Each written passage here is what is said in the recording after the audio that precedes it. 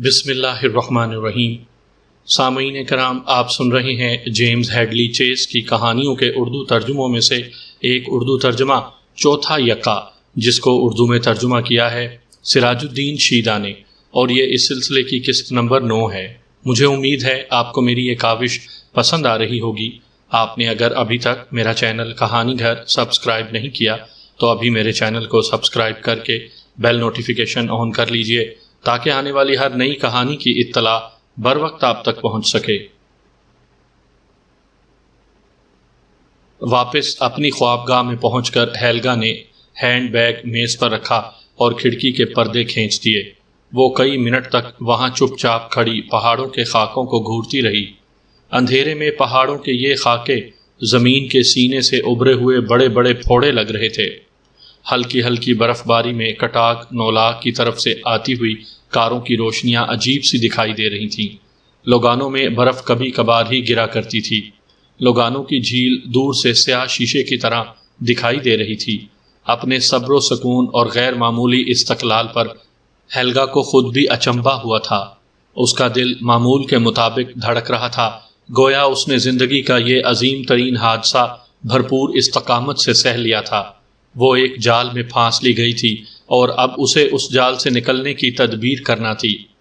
کچھ دیر بعد وہ کھڑکی سے لوٹی اور لباس اتارنے کے بعد وہ نیلگوں پاجامہ پہن لیا، پھر سگریٹ کا پیکٹ اور لائٹر لے کر بستر پر نیم دراز ہو کر لیٹ گئی۔ کمرے کی بڑی بتی بجھا کر اس نے ٹیبل لیمپ جلا لیا تھا۔ سگریٹ ہاتھ میں لیے وہ بستر پر یوں نیم دراز ہو کر اپنی الجھنوں کا بہترین حل ڈھونڈ نکالا کرتی تھی۔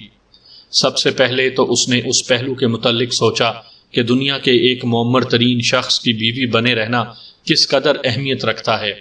اس نے ماضی اور حال کا موازنہ کیا۔ اپنے باپ کی زندگی میں اور باپ کی وفات کے بعد آرچر کی پرسنل سیکرٹری کی حیثیت سے اس نے معقول دولت کمانے کے ساتھ ساتھ کافی تفریح، آزادی اور جنسی سرشاریوں کے مزے لوٹے تھے۔ یہ ضرور تھا کہ اس زمانے میں وہ ایک معمولی سے گھر میں رہائش پذیر تھی۔ بہترین کاروں کی سواری اور قیمتی ملبوسات اسے میسر نہ ہوئے تھے۔ چھٹیوں کے دوران وہ معمولی سے ہوٹلوں میں ٹھہرتی اور کسی ایسے نوجوان کی تلاش میں رہتی جو جسمانی لذتوں کے ساتھ ساتھ اسے بہترین ہوٹلوں میں لے جا سکے۔ سنیما یا تھیٹر میں اسے قطار میں کھڑا ہونا پڑتا تھا کیونکہ اعلیٰ درجے کا ٹکٹ خریدنا اس کے بس کی بات نہیں تھی۔ شادی سے پہلے زیورات اور جواہرات کے نام پر اس کے پاس کچھ بھی نہ تھا۔ اسکائی انگ اور اپنی موٹر بوٹ کے پیچھے پانی میں تیزی سے دوڑنے کے مزے بھی اس نے شادی کے بعد ہی لوٹے تھے، اور مرسڈیز 300 SEL کی مالک بھی وہ شادی کے بعد ہی بنی تھی۔ مختلف مقامات پر اپنے گھروں اور ملازموں کی گہری توجہات کا حظ بھی اس نے شادی کے بعد ہی اٹھایا تھا۔ بہترین ہوٹلوں، ریستورانوں اور ہوائی اڈوں پر جیسے ہی وہ رالف کا نام لے دیتی، اس کے ساتھ معزز شخصیتوں کا سا سلوک کیا جاتا۔ سوچتے سوچتے آخر وہ اس نتیجے پر پہنچی کہ آرچر کا اعلی کار بن کر بھی اتنی ساری سہولتوں اور آسائشوں کو اپنائے رکھنا کچھ ایسا مہنگا سودا نہیں، لیکن کیا کوئی ایسی صورت ممکن نہیں کہ آرچر سے چھٹکارا پا لیا جائے؟ اسے قتل کرنا تو خارج از قیاس بات تھی۔ کسی کو قتل کرنے کا تصور ہی ہیلگا کے لیے ناقابل برداشت تھا۔ تو پھر اس الجھن کا کیا حل ہونا چاہیے؟ ایک حل بڑا سادہ اور آسان تھا، اور وہ یہ کہ اس کا شوہر اتفاقیہ موت مر جائے۔ 70 سال کی عمر میں مرنا کوئی عجیب بات نہیں ہوتی۔ کاش ابھی ٹیلی فون کی گھنٹی بج اٹھے اور دوسری طرف سے ہینکل یہ خوشخبری دے کہ اس کا شوہر ہارٹ اٹیک سے جاں بحق ہو گیا ہے۔ اس کی موت سے بلیک میل کا مسئلہ ہی نپٹ جائے گا اور وہ ساری دولت کی وارث بن جائے گی۔ ممکن ہے وہ اپنی بیٹی کے لیے بھی کچھ چھوڑ جائے۔ اگر نہ بھی چھوڑے تو وہ اتنی ڈھیر ساری دولت میں سے خود ہی اسے کچھ نہ کچھ دے دے گی۔ ہیرمن کی موت کا سب سے بڑا اعجاز یہ ہوگا کہ آرچر اس کی مٹھی میں آ جائے گا۔ اس صورت میں وہ اگلے دن 3 بجے تک آرچر کو منتظر رکھنے کے بعد گھر پر بلوائے گی اور اس کے ساتھ بلی چوہے کا کھیل رچا کر آہستہ آہستہ اس پر انکشاف کرے گی کہ ہیرمن مر چکا ہے، اور وہ دن ہوا ہوئے جب خلیل خان فاختہ اڑایا کرتے تھے۔ لیکن ممکن ہے اس صورت میں آرچر کوئی خطرناک قدم اٹھا لے۔ وہ بھی تو کافی خطرناک شخص تھا۔ نہیں، اسے بلانے سے پہلے اسپینسر گرو اینڈ مینلی کے کارکنوں کو آگاہ کر دینا زیادہ مناسب ہوگا پھر وہ پولیس کو مطلع کرنے کے بعد آرچر کو 3 بجے تک طلب کر لے گی۔ کتنا مزہ ہوگا جب ہیرمن کی موت کا انکشاف ہونے پر آرچر اسے قتل کی دھمکی دے رہا ہوگا اور ادھر سے پولیس آ پہنچے گی۔ بہت خوب۔ یہ خیالی پلاؤ پکاتے پکاتے اسے خیال آیا کہ یہ سب کچھ تو تبھی ممکن ہے کہ ہیرمن انتقال کر جائے۔ پہلی سگریٹ کو ایش ٹرے میں مسلنے کے بعد اس نے دوسرا سلگا لیا اور چھت کو گھورتے ہوئے سوچنے لگی، ہیرمن کی موت ابھی 10 سال تک ممکن نہیں۔ ایک ڈاکٹر مسلسل اس کی نگرانی پر مامور رہتا ہے اور اس نے ایک مرتبہ ہیلگا سے ذکر کیا تھا کہ ہیرمن کے سینے میں جوانوں کا سا تازہ دل ہے، تو گویا ہیرمن کی موت کا خیال اسے سہانے خواب سے زیادہ حقیقت نہیں لگتا۔ اس نے مشکل سے خوبصورت مفروضات کو ذہن سے نکالا اور حقیقت کی طرف توجہ دی۔ جال بہت مضبوط ہے، تاہم کل 3 بجے تک وہ موٹا سور آرچر تل ملاتا ہی رہے گا، پھر وہ اسے گھر لا کر دستخط شدہ سٹاک لسٹ اس کے حوالے کر دے گی۔ وہ سوچ رہی تھی، پچھلے 3 سالوں سے میں من مانی کرتی آئی ہوں اور آج من مانی کے بدلے یہ دکھ بھگتنا پڑا ہے۔ بہرحال یہ تو ہونا ہی تھا ایک دن۔ اس نے ہاتھ بڑھا کر شیشی اٹھائی اور اس میں سے 3 خواب آور گولیاں نکال کر عادت کے مطابق پانی کے بغیر ہی نگلیں اور ہاتھ بڑھا کر بتی گل کر دی۔ اگلے دن صبح 10 بجے ہیلگا نے ایڈن ہوٹل کے استقبالیہ کلرک کو فون کر کے پوچھا، کیا مسٹر آرچر ہوٹل میں ہے؟ نہیں میڈم، صرف 20 منٹ ہوئے وہ باہر گیا ہے۔ شکریہ، بس کوئی بات نہیں۔ ہیلگا کو خود بھی یقین تھا کہ آرچر ہوٹل سے باہر چلا گیا ہوگا، مگر وہ کسی قسم کے شک و شبے میں نہیں رہنا چاہتی تھی۔ وہ اس بات کی ہرگز خواہاں نہیں تھی کہ ہوٹل کی لابی میں اچانک اس سے آمنا سامنا ہو جائے اور اس کے پھولے پھولے سے چہرے پر بناوٹی مسکراہٹ اور سوالیہ نگاہوں کا صبر آزما نظارہ کرنا پڑے۔ منک کوٹ پہننے کے بعد اس نے آئینے پر نگاہ ڈالی، ہیٹ کو استوار کیا اور بریف کیس لے کر ہوٹل کے کمرے سے باہر نکل کھڑی ہوئی۔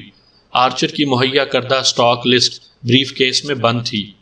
پچھلے مہینے آرچر نے جو سٹاک لسٹ بذریعہ ڈاک بھجوائی تھی وہ گھر پر پڑی تھی۔ اس سٹاک لسٹ کے ماہ رواں کے سٹاک لسٹ کا موازنہ کر کے ہیلگا چیک کرنا چاہتی تھی کہ موجودہ سٹاک لسٹ میں کیا قیمتیں درج کی گئی ہیں۔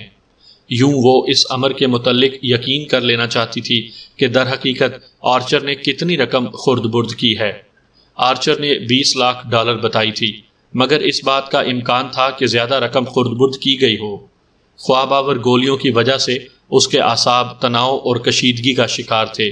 کار میں ایڈن ہوٹل سے گھر جاتے ہوئے وہ سوچ رہی تھی کہ پرسوں ایگنو جا کر ہیرمن کے ہوائی جہاز کا استقبال کرے گی۔ خدا معلوم وہ کس موڈ میں ہو۔ فضائی سفر کے بعد وہ عموماً چڑچڑا اور زودے رنج ہوا کرتا تھا۔ راستے میں گروسری سٹور پر رک کر اس نے انڈے، دودھ، پیاز اور خورد و نوش کی دیگر اشیاء خریدیں۔ آگے چل کر اس نے پوسٹ آفس سے تازہ وارد ڈاک موصول کی۔ ڈاک اس کے حوالے کرتے وقت پوسٹ آفس کی ملازم لڑکی نے مسکرا کر پوچھا، میڈم کیا طویل مدت تک قیام کا ارادہ ہے؟ نہیں، اس مہینے کے آخر تک ٹھہروں گی، کل سے ڈاک گھر ہی بھجوا دینا۔ بہت بہتر میڈم۔ ہیلگا کار لے کر گھر کی سمت بڑھی۔ برف صاف کرنے والے ہل نے سڑک کو برف سے پاک کر دیا تھا، البتہ سڑک کے دونوں طرف برف کے بڑے بڑے ٹیلے مارز وجود میں آ گئے تھے۔ سڑک البتہ بھیگی ہوئی تھی۔ ایک مرتبہ کار تیز کرنے کی کوشش میں کار کے پچھلے پہیے پھسل گئے، مگر ہیلگا نے بڑی مشاقی سے رفتار کم کر کے کار پر قابو پا لیا۔ مرکزی سڑک سے گھر کی طرف جانے والی چھوٹی سڑک پر سے بھی برف ہٹا دی گئی تھی۔ روڈ مین نے گیلی سڑک پر کہیں کہیں سنگ ریزے بچھا دیے تھے۔ وہ ان ایام میں اس چھوٹی سڑک کا خاص خیال رکھا کرتا تھا، کیونکہ ہر سال فروری کے آخر میں ہیلگا اسے 50 فرینک انعام دیا کرتی تھی۔ گیراج کے دروازے ایک برقی شعاع کی مدد سے اپنے آپ ہی کھل گئے۔ کار پارک کر کے ہیلگا نے بریف کیس اور کھانے پینے کے سامان کا پیپر بیگ اٹھایا اور کار سے نکل کر زیر زمین بنی راہداری سے ہوتی ہوئی گھر کی طرف چل دی۔ اسے یاد تھا کہ پچھلی رات تہہ خانے سے گھر میں کھلنے والا دروازہ کھلا چھوڑ گئی تھی۔ اپنی اس کوتاہی پر وہ کچھ پشیمان بھی تھی۔ اس دروازے کو اندر سے مقفل کر کے وہ سیڑھیوں سے ہوتی ہوئی اوپر ہال میں پہنچی۔ ڈاک، کوٹ اور ہیٹ اتار کر ہال میں رکھا اور پیپر بیگ اٹھائے کچن کی طرف چل دی۔ اپنی کلائی کی طرف دیکھتے ہوئے اس نے سوچا، ابھی تو 11:15 بجے ہیں، ایک آدھ جام پی کر سٹاک لسٹ کی چیکنگ شروع کر دوں گی۔ ایک ایک شک کی پڑتال کرتے ہوئے 1 گھنٹہ تو لگ ہی جائے گا، اس لیے پہلے ایک جام پی لینا چاہیے۔ یہی سوچ کر وہ باورچی خانے کے بجائے تیزی سے کمرہ نشست کی طرف مڑ گئی۔ کمرہ نشست کے دروازے پر پہنچ کر اس کے قدم آپ سے آپ رک گئے اور وہ بت بنی کھڑی کی کھڑی رہ گئی۔ اب وہ کسی سکتہ زدہ مریض کی طرح ٹکٹکی باندھے کمرہ نشست کی کھڑکی کی طرف دیکھ رہی تھی۔ بڑے ہی بے ڈھبے انداز میں اپنی کیپ ہاتھ میں لیے کھڑکی کے قریب لوری کھڑا غور سے اس کی طرف دیکھ رہا تھا۔ ہکا بکا ہو کر وہ چند لمحوں تک پھٹی پھٹی آنکھوں سے اسے گھورتی رہی۔ اس کی نگاہیں اس خوبصورت اور بھرے بھرے چہرے سے چپک کر رہ گئی تھیں اور کانوں میں مکان کو گرم کرنے والی مشین کی بے حد مدھم آواز سنائی دے رہی تھی۔ صدمے اور حیرت سے اس کا ذہن معوف ہو کر رہ گیا تھا۔ پھر رفتہ رفتہ وہ آپے میں آئی اور صدمے اور حیرت کی جگہ غصے کی وجہ سے اس کا چہرہ سرخی اختیار کرنے لگا۔ اس کی گردن کی رگیں پھڑ پھڑانے لگیں اور آنکھیں ابل کر باہر آنے کو ہو گئیں۔ وہ چیخ کر بولی، تم اب کیوں آئے ہو؟ دفع ہو جاؤ یہاں سے۔ سنا تم نے؟ دفع ہو جاؤ۔ لوری کا چہرہ زرد ہو گیا۔ اس نے بے بسی سے اپنے ہاتھ کی پشت سے جبڑے کو کھجایا۔ مجھے معاف کر دو میڈم، میرا تم سے ملنا بڑا ضروری تھا۔ ہیلگا نے قدم بڑھا کر کمرہ نشست کا دروازہ پوری طرح کھول دیا اور غصے سے کھولتی ہوئی آواز میں بولی، چلے جاؤ یہاں سے ورنہ میں پولیس کو بلوا لوں گی۔ یہ کہتے ہی ہیلگا کو خود احساس ہوا کہ وہ غصے سے بے قابو ہوتی جا رہی تھی۔ پولیس؟ تجسس پسند اور بال کی کھال کھینچنے والی سوئس پولیس کو بلوانا ایک ایسا کام تھا جو وہ دم آخر تک نہ کر سکتی تھی۔ پولیس تو اس کا ناطقہ بند کر کے رکھ دے گی۔ اس نے اپنے غصے کو دبانے کی کوشش کی اور اس کا ذہن اعتدال پر آنے لگا۔ وہ سوچنے لگی، آخر یہ کیوں واپس آیا ہے؟ کیا مزید بلیک میل کرنے کی نیت سے؟ مگر یہ اتنی ہمت کیسے کر سکتا ہے؟ خود فوج کا بھگوڑا؟ مگر نہیں، آرچر بھی تو غبن اور جال سازی کے بعد اسے بلیک میل کرنے کی کوشش کر رہا ہے۔ تو مگر اسے پولیس کے حوالے کرنا خلاف مصلحت ہے۔ بہرحال دھمکی تو دی ہی جا سکتی ہے۔ وہ پھر چلائی، چلے جاؤ یہاں سے ورنہ۔ میڈم پلیز، وہ عاجزی سے منمنایا، میری بات سن لو پلیز۔ مجھے یہ کہنا ہے کہ جو کچھ ہوا اس پر مجھے بے حد افسوس ہے۔ اس نے الجھن کی کیفیت میں اپنی ٹوپی کو مروڑا۔ مایوسی سے اس کا چہرہ مرجھا گیا۔ ایمان سے میڈم، یقین کر لو میں بڑا پچھتا رہا ہوں۔ مجھے بے حد افسوس ہے میڈم۔ ایک تیز اور طویل سانس لیتے ہوئے ہیلگا نے اپنے مشتعل ذہن کو اور قابو کرنے کی کوشش کی۔ اس نے تلخی سے کہا، بہت دیر ہو چکی ہے اب۔ میں نے تمہارے ساتھ کیا سلوک کیا اور تم نے مجھے اس کا کیا صلہ دیا؟ بے حیا، بے شرم، اب تم پشیمانی ظاہر کر رہے ہو۔ جاؤ، چلے جاؤ، میں تمہاری شکل بھی نہیں دیکھنا چاہتی۔ میڈم تم جو بھی کہو سچ ہے۔ لوری نے بے چینی سے کھڑے کھڑے پہلو بدلا، مگر اب میں تمہاری مدد کرنا چاہتا ہوں۔ میں نے جب رون کو بتایا تو اس نے مجھے گالیاں دیں اور کہا کہ میں ایک ذلیل سور کا بچہ ہوں۔ رون نے مجھے یہ بھی کہا کہ اگر میں نے تمہاری مدد نہ کی تو وہ مجھ سے کبھی بات نہیں کرے گا اور ہمیشہ کے لیے روٹھ جائے گا۔ ہیلگا کا دل ہول کھانے لگا۔ تم نے رون کو بتا دیا؟ ہاں میڈم، رات فون پر میں نے اس سے بات کی تھی۔ میں نے اس کی کچھ رقم دینی تھی اور اس موٹے نے مجھے $1000 دے کر پھانس لیا تھا۔ اتنی بڑی رقم آج تک میرے ہاتھ میں نہیں آئی تھی۔ میں بے وقوف اور احمق تھا، اس کی باتوں میں آ گیا۔ رات فون پر میں نے رون کو بتایا کہ میں ایک سیکنڈ ہینڈ کار خرید رہا ہوں اور اس کی رقم بھی جلد ہی ادا کر دوں گا۔ رون نے پوچھا کہ یہ رقم کہاں سے ملی، سو میں نے رون کو بتا دیا۔ پتہ نہیں ابھی اور کتنے لوگ اس افسانے کے حال سے واقف ہوں گے۔ ہیلگا کے ذہن میں ابال سا اٹھنے لگا۔ میری یہ حماقت شاید اخباروں تک بھی پہنچ جائے۔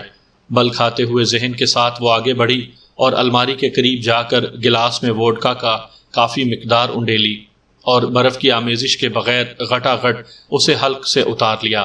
تیز شراب کے آنتوں میں پہنچنے سے اس کی آنکھوں میں پانی آ گیا، مگر اس کا مثبت اثر یہ ضرور ہوا کہ ہیلگا کی کپ کپاہٹ بند ہو گئی۔ وہ ایک کرسی پر جا بیٹھی اور بیگ میں سے سگریٹ نکال کر سلگاتے ہوئے دور پڑی ایک کرسی کی طرف اشارہ کیا، بیٹھ جاؤ۔ بہت اچھا میڈم۔ وہ بڑے بے ڈھنگے انداز سے گردن جھکائے کرسی کے کنارے پر جا بیٹھا اور بڑے بڑے ہاتھوں کو گھورتے ہوئے بولا، میں نے جب رون کو سارا حال بتایا تو وہ مجھ پر بہت خفا ہوا۔ اس نے مجھے بتایا کہ دنیا میں بلیک میلر سے زیادہ ذلیل شخص اور کوئی نہیں ہوتا۔ رون نے مجھ سے کہا کہ میں بھی بڑا ہی ذلیل ہوں جو ایسا کام کیا۔ میں نے اسے کہا کہ میں بلیک میلر نہیں ہوں، مجھے تو ایک کام کے پیسے دیے گئے اور میں نے وہ کام کر دیا، میں کسی کو بلیک میل نہیں کروں گا۔ لوری نے سر اٹھا کر مظلوم اور داد رس نگاہوں سے ہیلگا کی طرف دیکھا۔ رون نے کہا کہ جو کچھ میں نے کیا وہ بھی بلیک میلنگ ہی ہے، اور میں فوراً جا کر تم سے معافی مانگوں۔ کیا تم نے رون کو یہ بھی بتا دیا کہ میں کون ہوں؟ ہیلگا نے بے چینی سے پوچھا۔ ہاں، میں نے اسے ساری باتیں بتائیں میڈم، کہ کیسے تم نے مجھے پاسپورٹ دلوایا اور کیسے وہ موٹا شخص ملا۔ رون نے کہا کہ اب مجھے تمہاری مدد کرنا لازم ہو گیا ہے۔ میں اسی لیے دوبارہ آیا ہوں میڈم، میں گھنٹوں سے تمہارا انتظار کر رہا ہوں، مجھے امید تھی کہ تم یہاں آؤ گی، میں تمہاری مدد کرنا چاہتا ہوں میڈم۔ اس طرح سے ہیلگا نے کچھ سوچا، یوں تیزی سے کرسی پر پہلو بدلا کہ سگریٹ کی راکھ قالین پر جا گری۔ میری مدد تم کرو گے؟ تم کر ہی کیا سکتے ہو؟ اب وقت گزر چکا ہے اور کوئی بھی میری مدد نہیں کر سکتا۔ اب جاؤ، چلے جاؤ، اور پھر کبھی اپنی صورت مجھے نہ دکھانا بدبخت۔ ہماری تصویریں اس کے پاس ہیں نا؟ ہاں، یہ بات تمہیں معلوم ہی ہے، اور اب وہ انہی تصویروں کی مدد سے مجھے بلیک میل کر رہا ہے۔ میڈم، میں یہ تصویریں اس سے لے کر تمہیں دوں گا، لوری نے بڑی سادگی مگر پرعزم آواز میں کہا۔ تم احمق ہو اور احمقانہ باتیں کر رہے ہو، ہیلگا تیزی سے بولی۔ اب تصویروں تک پہنچنا ناممکن ہے، اس نے یہ اپنے بینک بھجوا دی ہیں۔ کچھ دیر خاموشی چھائی رہی، پھر لوری نے ہولے سے کہا، کیا وہ آدمی ہاتھ لگ سکتا ہے میڈم؟ اس کی آواز میں وہی تیکھا پن اود کر آیا تھا جو فریڈ لینڈر کو دھمکی دیتے وقت ہیلگا کو محسوس ہوا تھا۔ ہیلگا نے غور سے اس کی طرف دیکھتے ہوئے سوال کیا، مطلب کیا ہے تمہارا؟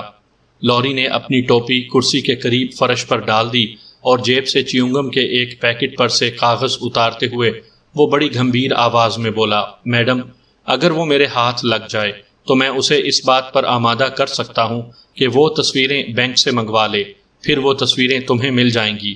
وہ خفگی سے بولی، او کیا بیکار باتیں ہیں، تم نہیں جانتے کہ وہ تصویریں اس کے لیے کس اہمیت کی حامل ہیں، وہ انہیں دینے پر کبھی آمادہ نہیں ہوگا۔ تم چلے جاؤ اور یہ معاملہ مجھ پر چھوڑ دو، تمہاری باتیں بالکل احمقانہ ہیں۔ لوری نے چیونگم کا ایک ٹکڑا منہ میں ڈالا اور اسے چباتے ہوئے بولا، میڈم، کیا تم نہیں چاہتی کہ میں تمہاری مدد کروں؟ اس کی آواز سے ایسی مردانہ بیزاری ٹپک رہی تھی جو عورتوں کی لامعنی باتیں سن کر عموماً مردوں کی آواز میں پیدا ہو جاتی ہے۔ مگر تم میری کیسے مدد کرو گے؟ ہیلگا نے اپنی آواز میں بلا کی نرمی پیدا کرتے ہوئے کہا۔ یہ تصویریں اسے جان سے زیادہ پیاری ہیں اور وہ انہیں کبھی ہاتھ سے نہ دے گا۔ خالی خالی نگاہوں سے ہیلگا کی طرف دیکھتے ہوئے لوری نے کہا، میڈم، میں اور کچھ نہیں جانتا، بس اسے آمادہ کر لوں گا۔ اس مرتبہ بھی اس کی آواز سے بیکار کی بک بک پر بدمزگی ٹپک رہی تھی۔ ہیلگا نے غور سے اس کی طرف دیکھا اور اس کے تاثرات سے خالی چہرے پر ایک خطرناک عزم مصمم دیکھ کر کانپ سی اٹھی۔ لیکن کیسے؟ ہیلگا نے اور بھی ملائمت سے کہا۔ ان کی مدد سے۔ لوری نے اپنے بڑے بڑے ہاتھ لہرائے۔ وہ پھسپھسا، نرم اور موٹا ہے اور مجھے کوئی مشکل پیش نہیں آئے گی۔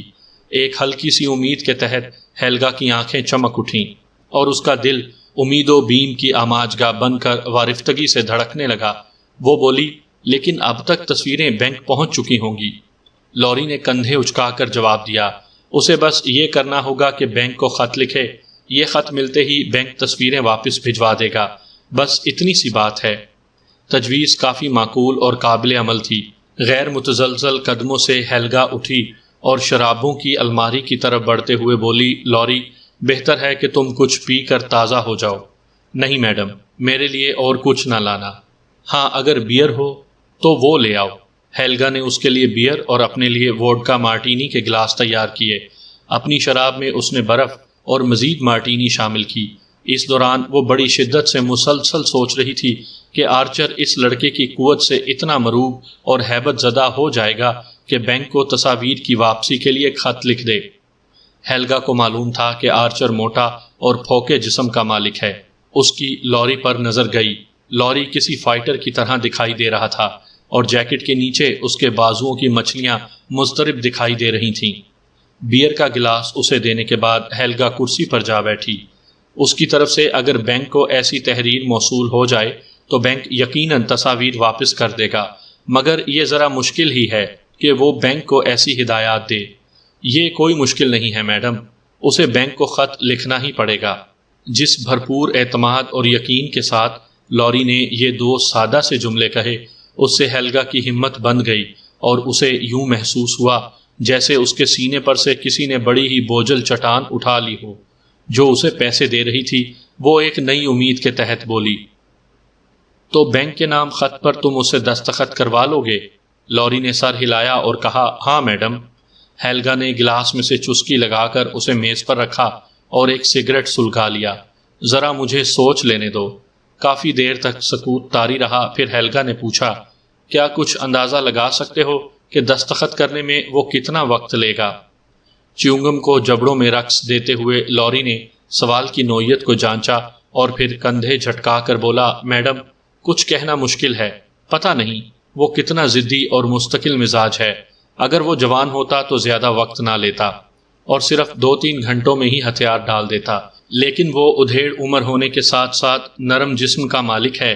اسے سیدھی راہ پر لاتے وقت مجھے کافی احتیاط سے کام لینا ہوگا۔ اس نے سر اٹھا کے کہیں دور دیکھا۔ میرا خیال ہے 24 گھنٹوں میں تو مان ہی جائے گا۔ ممکن ہے اس سے پہلے ہی ہار مان لے، پھر بھی 24 گھنٹے زیادہ سے زیادہ وقت ہے۔ اس لڑکے کے انداز و اطوار اتنے پرسکون تھے اور وہ کچھ ایسا جم کر باتیں کر رہا تھا کہ ہیلگا کے دل میں تھر تھری سی پیدا ہو گئی۔ خوف سے اس کے جسم میں چیونٹیاں سی رینگنے لگیں، تاہم لوری کی پیش کردہ تجویز کی کامیابی کا نمایاں امکان تھا۔ مسئلے کو یوں حل کرنے کے بعد ہی وہ تصویروں کو آرچر کے قبضے سے نکلوا سکتی تھی۔ اگر تصاویر آرچر کے قبضے میں رہیں تو یقینی بات تھی کہ ہرمن کے روپے اور دولت کو وہ مستقل طور پر غبن کرنا شروع کر دیتا اور ہیلگا چوں چرا نہ کر سکتی، بلکہ ہرمن کے سامنے لگاتار جھوٹ سے کام لیتی رہتی۔ یہی کچھ سوچتے ہوئے وہ بولی، لوری 24 گھنٹے بہت زیادہ ہیں۔ پرسوں میرا شوہر یہاں آنے والا ہے۔ بینک تصویریں لوٹاتے ہوئے بھی 1 دن لے لے گا۔ جب تک تصویریں ہمیں نہیں ملتی آرچر کو زبردستی یہاں روکے رکھنا ہوگا۔ یوں صورتحال بگڑ بھی سکتی ہے۔ آرچر، کیا اس کا نام آرچر ہے میڈم؟ میڈم، رون کہا کرتا ہے کہ الجھنوں کا مردانہ وار مقابلہ کرنا چاہیے۔ الجھنیں انسانی ہمت کے لیے چیلنج کی طرح ہوتی ہیں۔ ذرا اور سوچو۔ چند منٹ سوچ بچار کے بعد ہیلگا اس الجھن کا مردانہ وار مقابلہ کرنے کے لیے بالکل تیار تھی۔ اس کے ذہن نے صورت سے تمام پہلوؤں پر غور و فکر کے بعد ایک حل نکال ہی لیا۔ اس نے اپنی گھڑی کی طرف دیکھا اور سوچا، ہرمن اس وقت نیو یارک میں اپنے تجارتی مسائل سلجھا رہا ہوگا اور پرسوں جنیوا کے لیے روانہ ہوگا۔ وہ اٹھی اور ٹیلی فون کے پاس جا کر ہرمن کا نیو یارک نمبر ڈائل کیا۔ ایک طویل وقفے تک ہلکی ہلکی کھڑکھڑاہٹ سنائی دیتی، پھر لائن کے دوسرے سرے پر گھنٹی بجنے لگی۔ پھر رسیور اٹھایا گیا اور آواز آئی، یہ مسٹر رالف کی رہائش گاہ ہے۔ ہیلگا نے ہینکل کی تر و تازہ آواز فوراً پہچان لی۔ ہینکل، میں مسز رالف بول رہی ہوں۔ کیا ہرمن سے میری گفتگو ممکن ہے؟ نہیں میڈم، وہ کانفرنس میں ہے۔ میں کوئی خدمت کر سکتا ہوں؟ ہیلگا سوچنے کے سے انداز میں بولی، یہاں گھر کا حرارت افزا سسٹم خراب ہو گیا ہے۔ میں ایڈن ہوٹل سے بول رہی ہوں۔ اس سسٹم کا کوئی پرزہ ٹوٹ گیا ہے اور انجینئر نے بتایا ہے کہ یہ سسٹم 4 دن تک کام کرنے کے قابل نہیں ہو سکے گا۔ میرا خیال ہے کہ ہرمن کو اپنی پرواز کا پروگرام ملتوی کر دینا چاہیے، کیونکہ اس سردی میں گھر برف خانہ بنا ہوا ہے، اور یہ تو تم جانتے ہی ہو کہ ہرمن ہوٹل میں قیام کو سخت ناپسند کرتا ہے۔ ہاں میڈم، بے شک مسٹر رالف کو ہوٹلوں میں قیام کرنا پسند نہیں۔ تو کیا 4 دن بتائے گئے ہیں؟ مسٹر رالف پروگرام کے ملتوی کرنے پر مایوس ہوں گے۔ جیسے ہی اس سسٹم نے مکان کو حرارت فراہم کرنا شروع کر دی، میں فوراً ہی مطلع کروں گی۔ وہ کچھ دیر رکی اور پھر متامل انداز میں بولی، اس کے باوجود ہرمن آنے پر مصر ہو تو مجھے ایڈن ہوٹل کی معرفت ٹیلکس کے ذریعے مطلع کر دینا۔ میرا خیال ہے کہ مسٹر رالف کو پرواز ملتوی کرنا ہوگی۔ یہ اطلاع ہیلگا کے لیے ایک مرقع جانفزا سے کم نہ تھی۔ اسے معلوم تھا کہ ہرمن سے کہیں زیادہ ہینکل کو ہوٹل میں قیام ناپسند ہے اور ہرمن کو ہر طرح سے روانگی ملتوی کرنے کے لیے ترغیب دے گا۔ اس کی صحت کیسی ہے؟ بہت اچھی ہے میڈم۔ ہرمن کی صحت کے متعلق ہمیشہ ہینکل کی طرف سے یہی گھڑا گھڑایا جواب ملا کرتا تھا۔ تو پھر میں اس کی آمد کی توقع نہ رکھوں؟ نہیں میڈم۔ اچھا، تو میں سینٹرل ہیٹنگ سسٹم کے ٹھیک ہوتے ہی فون کر دوں گی۔ اس نے رسیور رکھ کر لوری کی طرف دیکھا۔ بہت اچھی تجویز سوچی ہے میڈم۔ لوری نے اسے سراہا۔ رون ٹھیک کہتا تھا کہ ہر مسئلے کا کوئی نہ کوئی حل ضرور ہوتا ہے۔ مگر ہیلگا اس ستائش سے بے نیاز ایک اور مسئلے کا حل سوچ رہی تھی۔ آرچر کو رہائش گاہ پر بلوانا ایک پیچیدہ مسئلہ تھا۔ فرض کیا وہ آنے پر آمادہ نہ ہوا تو ممکن ہے وہ شبے میں پڑ جائے کہ ہیلگا نے اس کے لیے کوئی جال تیار کیا ہے۔ وہ اس وقت بالا دست تھا اور آنے سے انکار کرتے ہوئے اصرار کر سکتا تھا کہ ہیلگا ہوٹل میں جا کر اسی سے ملاقات کرے۔ دوسری طرف لوری بھی یہی سوچ رہا تھا۔ وہ بولا، آرچر کا کیا بنے گا؟ کیا وہ یہاں آ جائے گا؟ وہ کھڑکی کی طرف چلی گئی اور دور افتادہ جھیل پر نظریں گاڑتے ہوئے سوچنے لگی، امکان یہی ہے کہ آرچر آنے سے انکار کر دے گا، اور اگر اس نے انکار کر دیا تو ساری کی ساری تجویز دھری کی دھری رہ جائے گی۔ اگر وہ بھی آرچر کی جگہ ہوتی تو ایسے حالات میں دوسرے فریق پر کبھی بھروسہ نہ کرتی۔ اس نے تو پہلے ہی کہہ دیا تھا کہ وہ ایک خطرناک عورت ہے، پھر بھلا وہ کیوں آنے لگا؟ اگر کوئی مناسب بہانہ نہ سوجھا تو وہ اصرار کرے گا کہ وہ اسٹاک لسٹ لے کر ہوٹل پہنچ جائے۔ چہل قدمی کرتے ہوئے وہ کھڑکی سے ہٹ آئی اور ایک سگریٹ روشن کیا۔ اسے احساس تھا کہ لوری بڑے غور سے اس کی نقل و حرکت دیکھ رہا ہے۔ ہیلگا نے گھڑی کی طرف دیکھا، 12:05 ہوئے تھے۔ شاید آرچر واپس ہوٹل آ گیا ہو اور اب لنچ سے پہلے کاکٹیل سے لطف اندوز ہو رہا ہو۔ وہ شدت سے 3 بجے کا منتظر ہوگا۔ اسے کسی ایسے وقت بلانا چاہیے جب سوچنے کی مہلت ہی نہ ملے۔ اگر اسے غور و فکر کے لیے وقت مل گیا تو وہ خبردار ہو جائے گا۔ لوری نے کسمسا کر کرسی پر پہلو بدلا اور ہیلگا کے خیالات کا شیرازہ بکھر گیا۔ اس نے بےتابی سے لوری کی طرف دیکھا۔ معاف کرنا میڈم، مجھے زوروں کی بھوک لگی ہے، کیا کھانے کے لیے کچھ ہے؟ ہیلگا برہم سی ہو کر بولی، خدا کے لیے پریشان نہ کرو اور کچھ سوچنے دو، جاؤ کچن میں اپنے لیے کچھ ڈھونڈ لو۔ شکریہ میڈم۔ اس کے جانے کے بعد وہ کرسی پر جا بیٹھی اور گلاس ہاتھ میں تھامے پھر انہماک سے سوچوں میں ڈوب گئی۔ تقریباً 10 منٹ تک خیالات کے گہرے سمندر میں ڈوبے رہنے کے بعد اس کے ذہن نے بالآخر اس مسئلے کا بھی ایک حل ڈھونڈ ہی نکالا۔ اس نے دوبارہ اس حل کے عواقب و عوامل پر غور کیا اور اسے یقین ہو گیا کہ آرچر یقیناً بھاگا چلا آئے گا، لیکن اگر آرچر آ گیا تو کیا لوری اسے ہراساں کرنے میں کامیاب ہو جائے گا؟ امید تو ہے، لیکن اگر آرچر نے بینک کے نام خط پر دستخط ثبت کرنے سے انکار کر دیا تو پھر کیا ہوگا؟ ممکن ہے آرچر توقع سے زیادہ مستقل مزاج ثابت ہو۔ اگر لوری ناکام رہا تو آرچر کا رد عمل بڑا شدید اور بڑا انتقامی ہوگا۔ مان ہیلگا کو بھرپور اعتماد اور یقین کے ساتھ لوری کی زبان سے کہے گئے وہ فکرے یاد آ گئے۔ یہ کوئی مشکل نہیں ہے میڈم، اسے بینک کو لکھنا ہی پڑے گا۔ اب ہیلگا کو آرچر کا ایک فکرہ یاد آیا، میں جدوجہد کے بغیر ڈوبنے والوں میں سے نہیں ہوں۔ ہیلگا خود بھی اسی فطرت کی مالک تھی۔ آؤ میڈم، سب کچھ تیار ہے۔ لوری نے دروازے پر آ کر کہا، تمہیں کچھ نہ کچھ کھا لینا چاہیے۔ تم کھا لو، مجھے بھوک نہیں۔